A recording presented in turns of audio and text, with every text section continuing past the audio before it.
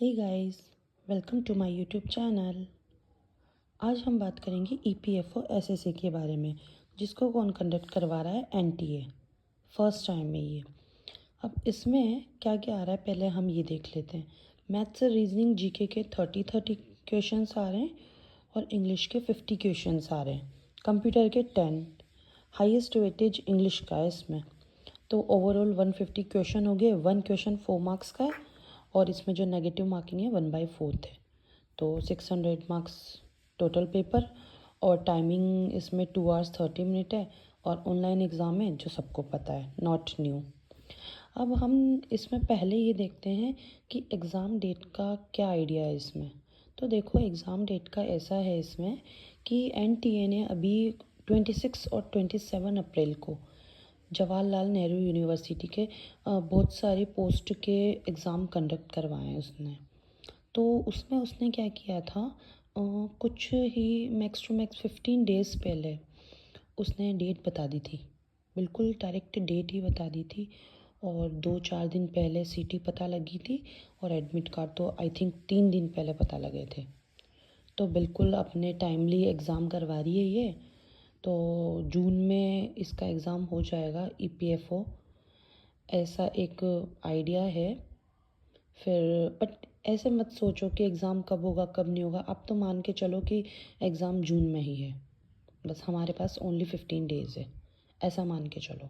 अब हम देखते हैं इसमें पेपर पैटर्न क्या होगा। बिकॉज एनटीए करवा रहा है, पिछली बार अदर एजेंसी ने करवाया था, इस बार एनटीए करा रहा है। तो क्या क्या पैटर्न होगा, किस तरीके से पूछेगा, वो मैं अभी बताती हूँ आपको।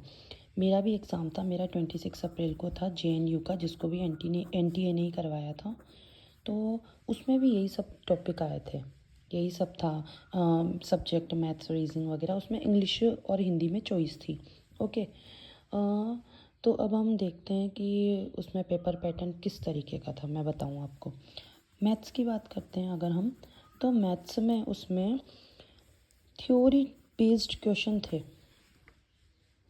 किस तरीके से थ्योरी बेस्ड है, जो थ्योरी में स्टेटमेंट के वे में उन्होंने दे रखा था।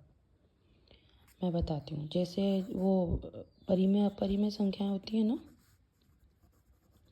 तो उसने उसको ऐसे स्टेटमेंट बेस्ड पे एक ही क्वेश्चन में ऐसे 4 क्वेश्चन दे दिए, 4 स्टेटमेंट दे दिए। और उसने पूछा था इसमें फॉल्स और ट्रू बताना है। तो फिर उसने दे रखा था ए 1 2 3 या 2 3 या 1 2 3 4 या फिर ओनली 4। तो हम पहले इसको पढ़ेंगे। ओके। ये भी हमें तब याद होगा ना जब हमें थ्योरी याद होगी, क्योंकि मैथ्स में तो हम बस क्वेश्चन पे क्वेश्चन लगाए जाते हैं, थ्योरी पे कौन इतना ध्यान देता है। तो इसके लिए मैं पहले ही बोल दूँ, मैथ्स में थ्योरी भी पढ़ ले जाना। और एक क्वेश्चन ऐसे आया था, मैं बताऊँ आपको। उसने एलसीएम खुद ने निकाल के दे रखा था। 5/18, 20/36, 30/72, 60/86, ऐसे उसने खुद ने एलसीएम निकाल के दे रखा था। इसी तरीके से उसने 4 क्वेश्चंस दे रखे थे। अब सोचो, एक ही क्वेश्चन में उसने 4 क्वेश्चन डाल रखे हैं, तो टाइम तो लगेगा ना। हम चारों को सोल्व करेंगे। फिर इसी की तरह पूछा था कौन सा ट्रू फॉल्स है, तो टाइम टेकिंग था। उसमें 35 क्वेश्चन थे मैथ्स के। और एक क्वेश्चन था उसमें, वो ट्रायंगल होते हैं ना हमारे, समबाहु, समद्विबाहु, विषमबाहु। तो इन तीनों को उसने स्टेटमेंट टाइप से क्वेश्चन दे दिया और उसमें भी यही पूछा था। तो मैक्सिमम क्वेश्चन मैथ्स के उन्होंने स्टेटमेंट टाइप से पूछे थे। तो एनटीए का पैटर्न उसमें तो ऐसा ही था, जेएनयू वाले में तो होपफुली आगे भी ऐसा ही हो। तो हमको मतलब पहले से प्रिपेयर रहना है इस बात के लिए। और मेंटल की बात करते हैं तो मेंटल में भी यही था। मेंटल में भी 35 क्वेश्चन थे और मेंटल में भी यही सब पूछा, इसी तरीके से पूछा था। डायरेक्शन के क्वेश्चन भी थे उसमें, ट्रायंगल का पूछा था, कितने ट्रायंगल हैं। और एक क्वेश्चन तो उसमें इस टाइप से था, समझ तो नहीं आ रहा था करना क्या है। जैसे 56, 36, 25, 89 और 87, 39, 86, 49। ये मैं एग्जांपल बता रही हूँ, इनको मैच करना था।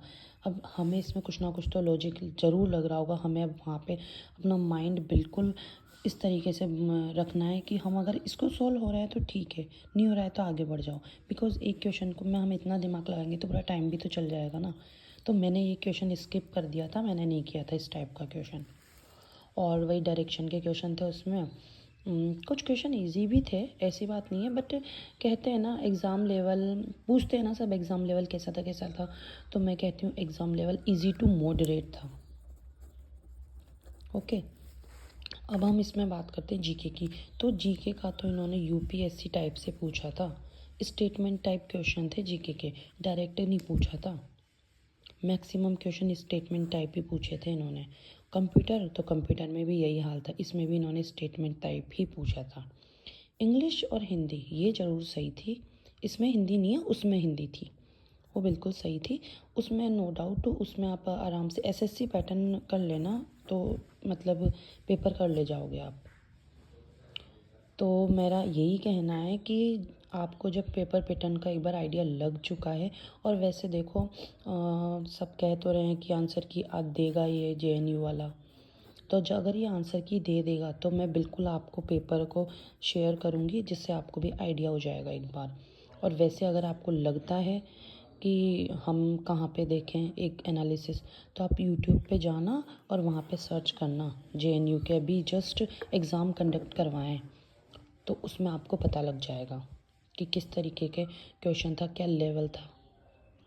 तो मैं कहूँगी इजी लेवल तो नहीं आएगा, इजी टू मॉडरेट जा सकता है। तो बिल्कुल इसी तरीके से प्रिपेयर रहो।